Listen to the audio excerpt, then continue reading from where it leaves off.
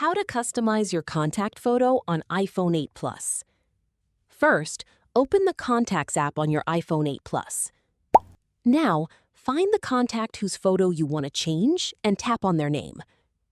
Next, tap Edit in the top right corner. At the top, you'll see the option to add or change the contact's photo. Tap Add Photo. Here, you can choose a picture from your photos, take a new picture using the camera, or select another available option. Choose the photo you want to use.